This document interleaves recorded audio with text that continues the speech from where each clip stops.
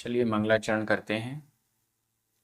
तिहुवणतिलयं देवं वन्दिता तिहुवणिन्दपरिपूज्यं वोच्छम् अणुपेहाओ भवीयजनानंद जननीयो। बोलिए श्री 1008 शांतिनाथ भगवान की जय।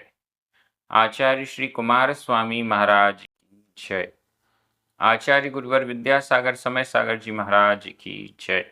निर्यापक श्रवण मुनि पुंगव श्री 108 सुधा सागर जी महाराज की जय। हम सभी बड़े ही सौभाग्यशाली हैं जो हमें आचार्य कुमार स्वामी के द्वारा रचित महान ग्रंथ कत्तिकेयानुपेक्षा कार्तिकेयानुप्रेक्षा के अध्ययन का अवसर मिल रहा है। निश्चित रूप से 12 भावनाओं का ये वर्णन हमारे लिए बेहद उपयोगी है, कल्याण के लिए तो अनिवार्य है। आज हम 2 गाथाओं का अध्ययन करेंगे, क्रमशः गाथा क्रमांक 98 और 99। दोनों गाथाएं संवर भावना को आगे बढ़ा रही हैं। कैसे होगा संवर, ये इन गाथाओं के द्वारा हमें समझने में मिलेगा।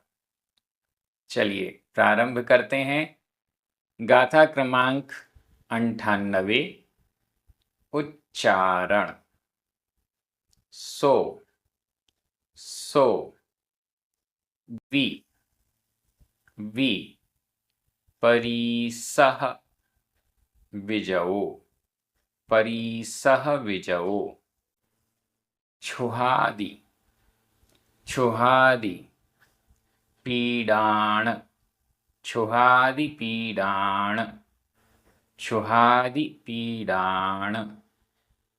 ऐ रौद्दाणम, आधा द पूरा द। ऐ रौद्दाणम।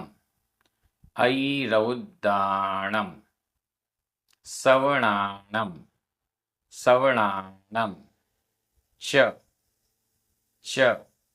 मुनीणम ओसम भावेण जम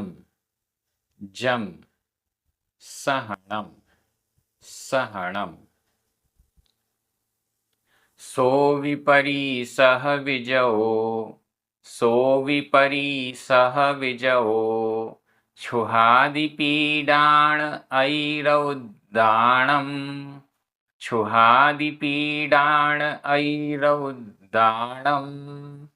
सवणाणं च मुनीणं ओसंभावेण जम सहणम।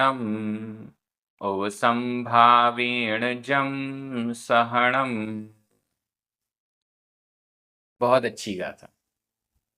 पिछली गाथा में गुप्ती, समिति, धर्म और अनुप्रेक्षा, इनका शॉर्ट स्वरूप, एकदम शॉर्ट में, एक शब्द में कह सकते हैं, 2 शब्द में कह सकते हैं, स्वरूप प्रकट किया गया। अब परिसह विजयो, परिसह जय का क्या स्वरूप है और निर्जरा कैसे होती है परिशह विजय होने पर, ये हमें इस गाथा से समझ में आएगा। सो वह भी, सो वह भी, या भी की जगह हम ही बोलें, वह ही। परिसह विजय, परिशह विजय, परिशहों पर विजय है, वह ही परिशहों पर विजय है। वह ही, सो वह ही परिसह विजयो, वह ही परिशह विजय है, परिशहों पर जीत है। क्या है जीत? नीचे लिखा है जम, जो। सो वह, जम जो ऐसा ऐसा है, वह ही परिसह विजयो, परिसह पर विजय है। क्या है? छुहादि पीड़ाण। छुहादि, यहां संधि विच्छेद करना पड़ेगा। छुहा, हमें बड़ा आ, आदि, बड़ा आ, दो बड़े आ मिलकर बड़ा आ हुआ। छुहा आदि, छुहादि। छुहा, क्षुधा, आदि, पीड़ाण, पीड़ाओं का। क्षुधा आदि पीड़ाओं का। क्षुधा आदि 22 परिचय। क्षुधा, तृषा इत्यादि। शीत, उष्ण, दंश, मशक, नाग्न्य, अरति, चर्या, शय्या, निषद्या और भी टोटल 22 संख्या वाले परिसह, परिसहों को, क्षुधा आदि 22 प्रकार की परिसह यानी पीड़ाओं को, पीड़ाओं का। जम सहनम, लास्ट में लिखा है जम सहनम, जो सहन करना है। क्षुधादि पीड़ाण, क्षुधा आदि पीड़ाओं का, जम जो सहनम सहन करना है, सो वह भी ही, वह ही परिसह विजयो, परिसह विजय है, वह ही परिसह विजय है। क्षुधा आदि पीड़ाओं का जम सहनम, जो सहन करना है। आजकल सहन करने का मतलब है मजबूरी में सहन करना, लेकिन यहाँ पर परिसह विजय की बात है, मजबूरी की बात नहीं है। चाहें तो इस परिसह को बिना सहन किए भी आगे बढ़ जाएं। ऐसा तो है नहीं कि भोजन मिल नहीं रहा, ले नहीं रहे। ऐसा तो है नहीं कि पानी मिल नहीं रहा, ले नहीं रहे हैं। मुनिराज हैं, अंतराय हो गया, अब आज तो भोजन नहीं लेंगे, फिर अंतराय, फिर अंतराय, फिर अंतराय, लगातार अंतराय चल रहे हैं। फिर भी वो ऐसा नहीं कर रहे हैं कि ठीक है अलग से ले आओ, दूसरी बार ले आओ, चलो मैं बिना देखे ही आहार ले लेता हूँ। कुछ नहीं कर सकते हैं, लेकिन कर नहीं रहे। प्यास लग रही है बहुत तेज, जब हमें पानी मिल सकता है तो उन्हें क्यों नहीं मिल सकता? लेकिन नहीं, वो दोबारा जल नहीं लेंगे। एक दिन में एक बार जितना ले लिया ले लिया, नहीं ले पाए तो भी दोबारा नहीं लेंगे।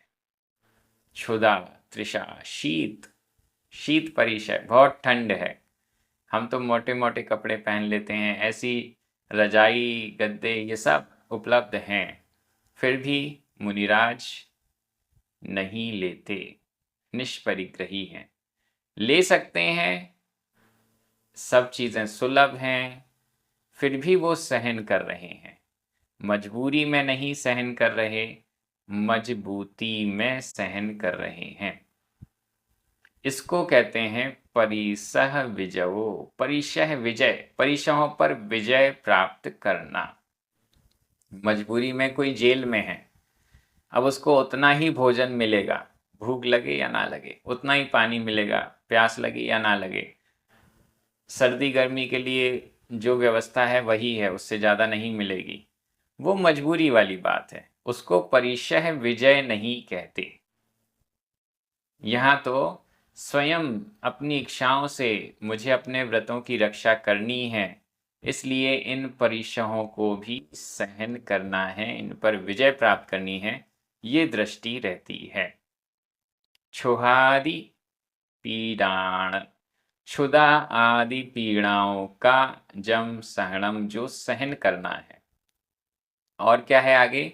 ये क्षुधा आदि पीड़ाएं कैसी हैं? अई रौदाणम, अई अति, रौद्र, रौद्र, अति रौद्र। नॉर्मल भूख नहीं है, नॉर्मल प्यास नहीं है, वो तो सहन करते ही रहते हैं। नॉर्मल ठंड नहीं है, नॉर्मल गर्मी नहीं है, वो तो सहन करते ही हैं। अई रुद्राणम, अतिरुद्र, अतिरौद्र, भयानक, नॉर्मल निंदा नहीं की जा रही है, अति भयानक निंदा की जा रही है। नॉर्मल बैठे बैठे पैर अकड़ गए, 1 घंटे बैठे रहते हैं, अपने पैर अकड़ जाते हैं, बार बार देखना पड़ता है अरे क्या हो गया। लेकिन मुनिराज तो 6-6 घंटे, 8-8 घंटे, 12-12 घंटे तक एक स्थान पर बैठे हैं स्थिर।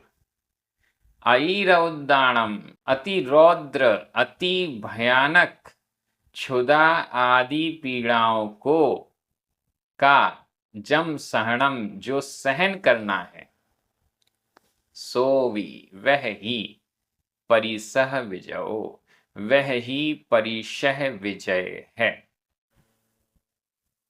और आगे चलें, कौन परिशह विजय कर सकता है? हम भी कर सकते हैं क्या?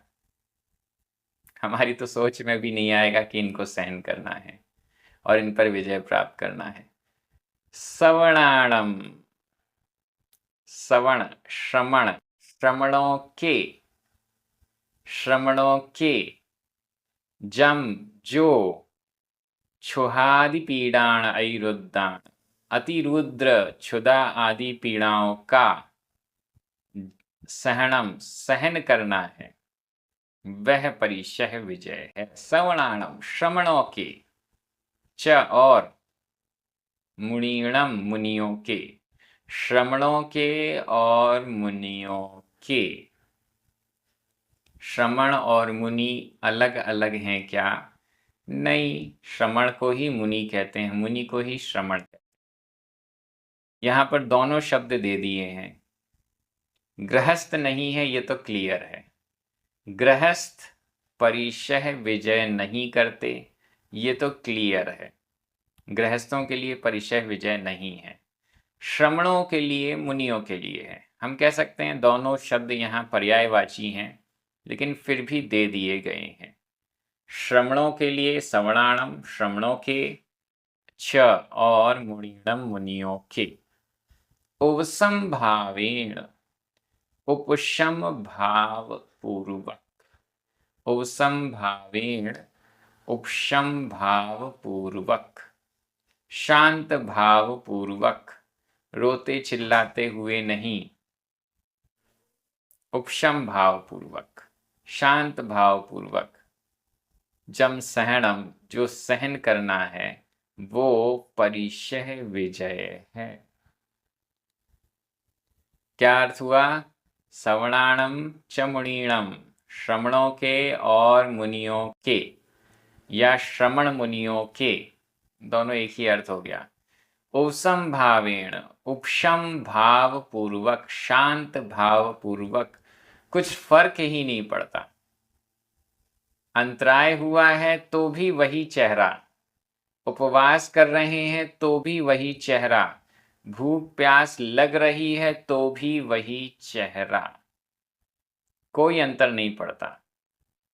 तपस्या कर रहे हैं, रस परित्याग कर रहे हैं तो भी वही चेहरा, चेहरे में कोई अंतर नहीं। आहार हुए या अंतराय हुआ तो भी कोई अंदर से अंतर प्रकट नहीं हो पाता।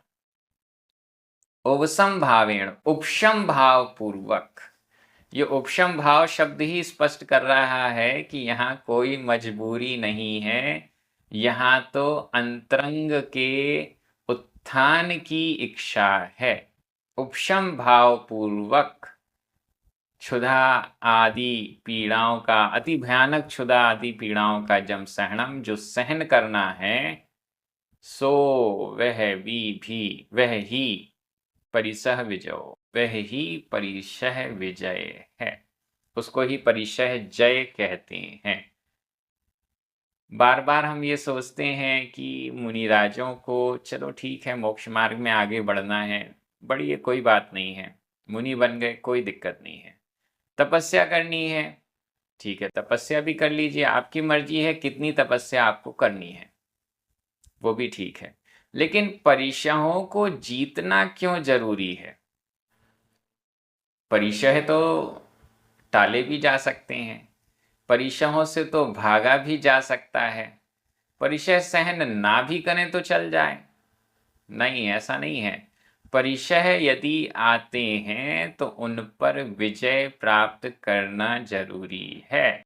ये तैयारी है, मोक्ष प्राप्त करने की तैयारी। अगर परिशहों पर विजय मुनि अवस्था में प्राप्त नहीं करेंगे तो मुनिराज जब ध्यान में बैठेंगे और मच्छर काटेगा तब क्या करेंगे?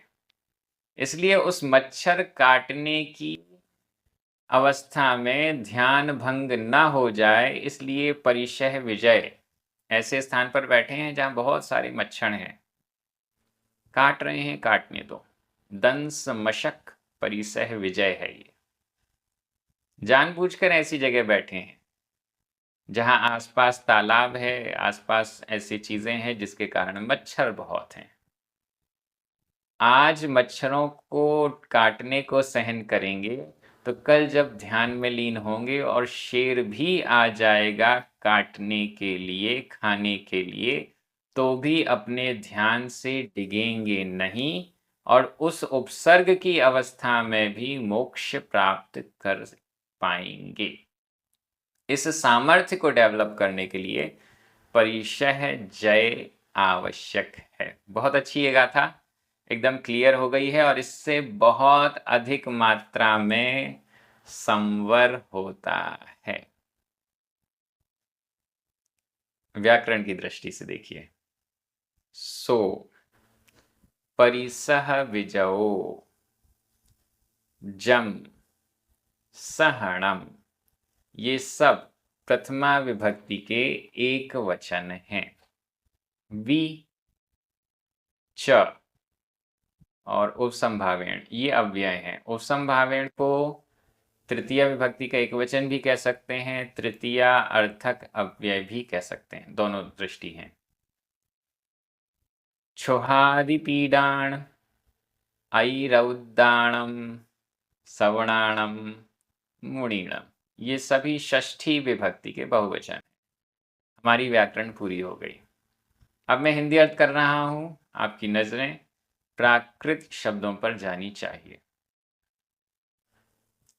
श्रमणों और मुनियों के उपशम भाव पूर्वक जो अति रुद्र, अति भयानक, क्षुधा आदि पीड़ाओं का सहन करना है, वह ही परिशः विजय है। ये ही परिशः जय है। बहुत अच्छी गाथा है।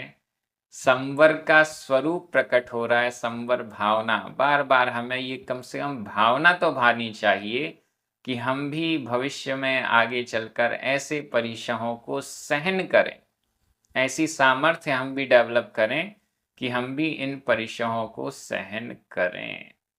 गृहस्थ अवस्था में आराम की जीवन की अपेक्षा पुरुषार्थ के जीवन पर हमें आगे बढ़ना चाहिए। आराम का जीवन नहीं, आराम से बाहर निकल के हमें कुछ तो, मुनिराज इतने बड़े बड़े परिशह सहन करते हैं, हम प्रैक्टिस के लिए छोटा मोटा परिशह सहन कर लें। मच्छर काट रहे हैं, ठीक है, 2 मिनट काट लेने दो, उसके बाद भगाएंगे। ऐसा बहुत कुछ कर सकते हैं। अगली गाथा में चलते हैं। गाथा क्रमांक 99। उच्चारण। अप, आधा प पूरा प, अप सरूवम, रा में बड़े ऊ की मात्रा है। Up सरूवम, up सरूवम। वत्थुम, आधा ता था, वत्थुम, वत्थुम। चत्तम, आधा ता पूरा ता, चत्तम, चत्तम। रायादिएहि, रायादिएहि। दो से हिम, दो से हिम। सज्झाणम्मि, आधा ज झ, आधा म पूरा म, सज्झाणम्मि, सज्झाणम्मि। णिलीणम, लीणम तम तम जाणसु जाणसु उत्तमम अधता पुरता उत्तमम चरणम चरणम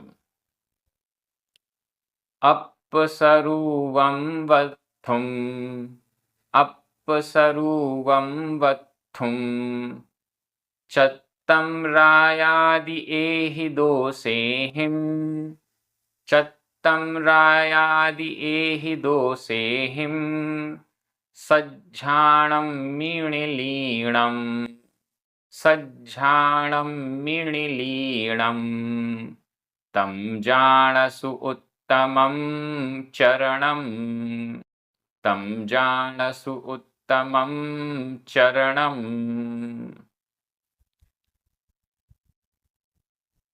ध्यान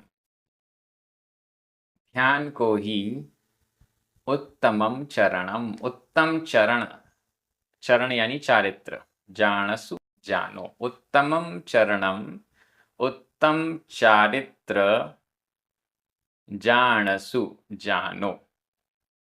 पूर्व की गाथाओं में आया था कि उत्तम चारित्र परिचय जय आदि धर्म अनुप्रेक्षा और परिचय जय इत्यादि ये सब विशेष रूप से संवर के हेतु हैं। परिचय जय के बारे में पिछली गाथा में बता दिया। अब श्रेष्ठ चारित्र उत्तम चारित्र क्या है इस गाथा में स्पष्ट किया जा रहा है। जाणसु तम उसको जाणसु जानो हे भव्य जीव तुम उसको जाणसु जानो क्या जानो उत्तमम उत्तम चरणम चरण चारित्र उत्तम चारित्र जानो उसको ही श्रेष्ठ चारित्र जानो। किसको श्रेष्ठ चारित्र जाने चलते हैं ऊपर। अपस्वरूपम आत्म स्वरूप को अपस्वरूपम आत्म स्वरूप को कैसा है वो आत्म स्वरूप। आत्मा तो सबके पास है। जब आत्मा सबके पास है तो आत्मा का स्वरूप भी सबके पास है।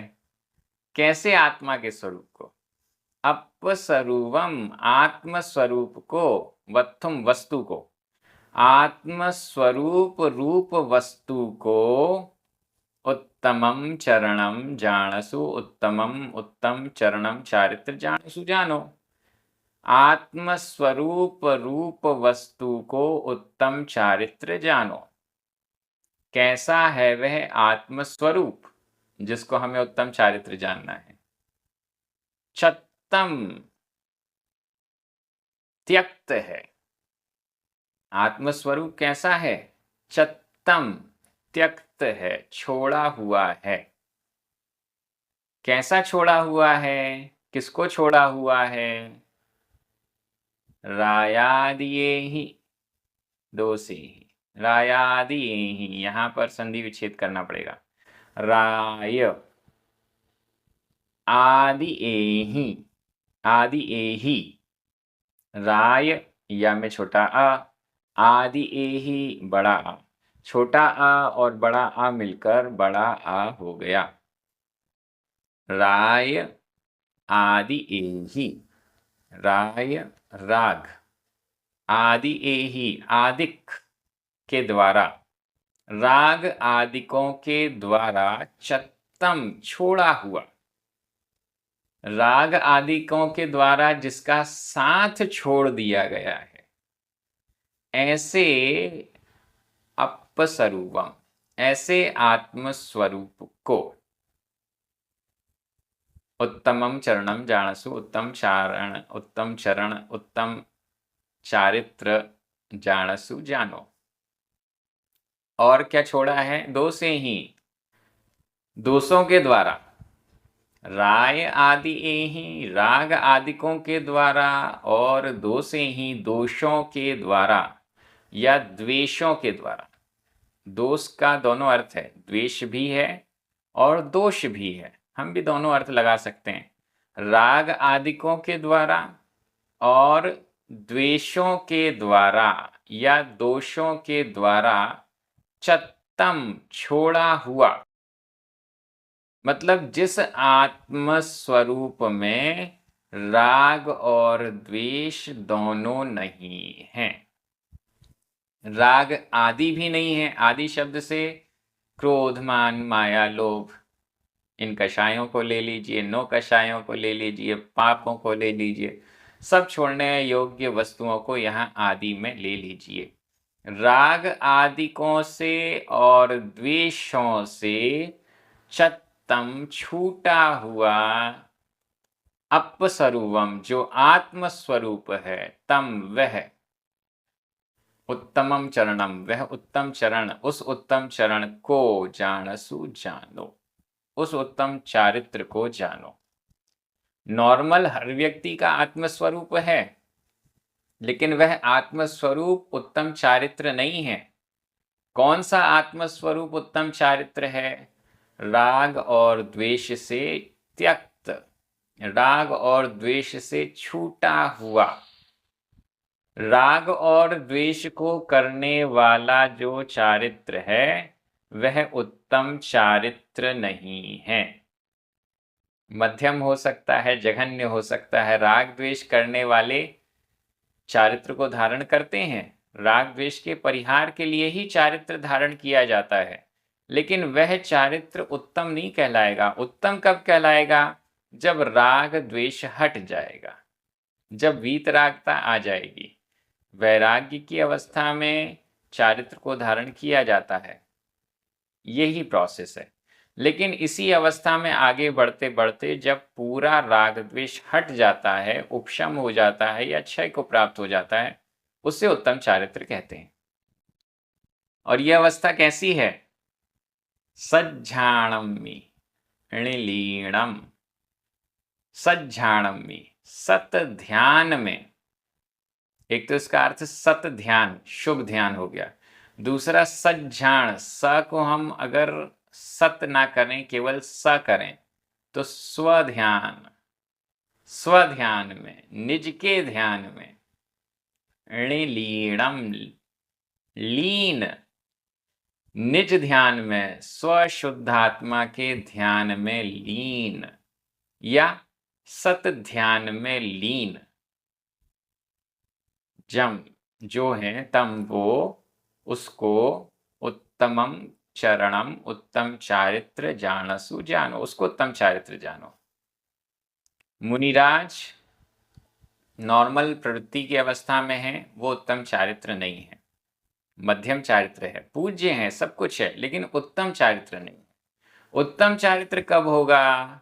सज्झाणम्मि लीणम, सत ध्यान में लीन, स्व के ध्यान में लीन और राग द्वेष से त्यक्त। ऐसी अवस्था में जो आत्म स्वरूप रूप वस्तु है उसको उत्तम चारित्र जानो। ये गाथा बहुत अच्छी है। इससे ये क्लियर हो रहा है, केवल आत्म स्वरूप में लीन होने को उत्तम चारित्र नहीं कह रहे हैं। राग द्वेष से रहित होने वाला जब स्व के ध्यान में लीन होता है तब उसे उत्तम चारित्र कह रहे हैं। और उत्तम चारित्र कहने से पहले चारित्र भी तो होना चाहिए। चारित्र है नहीं, 5 पापों का त्याग किया नहीं है, परिग्रह का त्याग किया नहीं है, घर गृहस्थी का त्याग किया नहीं है, ऐसा व्यक्ति ध्यान में लीन हो जाए और कहने लगे ये तो मेरा उत्तम चारित्र है, नहीं, ये पॉसिबल नहीं है। उसके लिए पहले चारित्र होना चाहिए। चारित्र के पहले रत्नत्रय सम्यक दर्शन होना चाहिए। रत्नत्रय के बिना चारित्र ही नहीं है। तो रत्नत्रय हो, मोक्ष मार्ग हो, मुनि अवस्था हो, इसके बाद राग द्वेष से छूटे हुए भी हों, इसके बाद फिर जब वो अपने शुद्ध आत्मा के ध्यान में लीन होंगे तो वह उनका उत्तम चारित्र कहलाएगा। कोई भी व्यक्ति बिना मुनि बने अगर ध्यान में लीन होने का प्रयास करता है तो वो उसकी प्रैक्टिस है, अभ्यास है, उसे चारित्र का नाम नहीं मिलेगा, उससे कुछ फायदा होने वाला नहीं है। प्रैक्टिस है, प्रैक्टिस करिए, कोई बात नहीं है, लेकिन उसे संवर नहीं कहेंगे, वो संवर नहीं कहलाएगा, ना तो उससे संवर हो पाएगा। तो ये बहुत अच्छी गाथा हमारे सामने आई, व्याकरण की दृष्टि से देख लेते हैं। अपसर्वम वत्थुम चत्तम ऋणलीणम तम उत्तमम चरणम, ये सब द्वितीया विभक्ति के एक वचन है। चत्तम यह भूतकालिक कृदंत का अनियमित प्रयोग है। रायादि एहि दो से हिम, ये दोनों ही तृतीया विभक्ति के बहुवचन हैं। सज्झाणमी सप्तमी विभक्ति का एक वचन है। जानसु विधि एवं आज्ञा काल मध्यम पुरुष एक वचन का क्रिया रूप है। लीजिए, हमारी व्याकरण भी पूरी हो गई। मैं हिंदी अर्थ कर रहा हूं, आपकी नजर प्राकृत शब्दों पर जानी चाहिए। राग आदि और द्वेषों से छूटा हुआ, आत्म ध्यान में, स्वध्यान में लीन, आत्म स्वरूप वाली वस्तु को, वाली उस वस्तु को उत्तम चारित्र जानो। ये उत्तम चारित्र है, ये सर्वोत्कृष्ट चारित्र है, इससे सीधे मोक्ष मिलेगा। ये संवर का हेतु है, विशेष हेतु है। इस प्रकार से आज की दोनों गाथाएं हो गई। संवर को पूर्ण करने के लिए 2 गाथाएं और आएंगी, संवर भावना पूर्ण हो जाएगी। हम सभी बहुत अच्छे से प्राकृत भाषा की दृष्टि से एक एक शब्द को समझते हुए, एक एक शब्द का आनंद लेते हुए स्वाध्याय कर रहे हैं। ये क्रम इसी प्रकार से जारी रहेगा। अपने मित्रों को, परिचितों को, सभी को इस स्वाध्याय से जोड़िए। प्राकृत प्रशिक्षण यूट्यूब चैनल को जरूर सब्सक्राइब कीजिए। जिनवाणी स्तुति करें, 9 बार णमुकार मंत्र पढ़ें। सभी को जय जिनेन्द्र।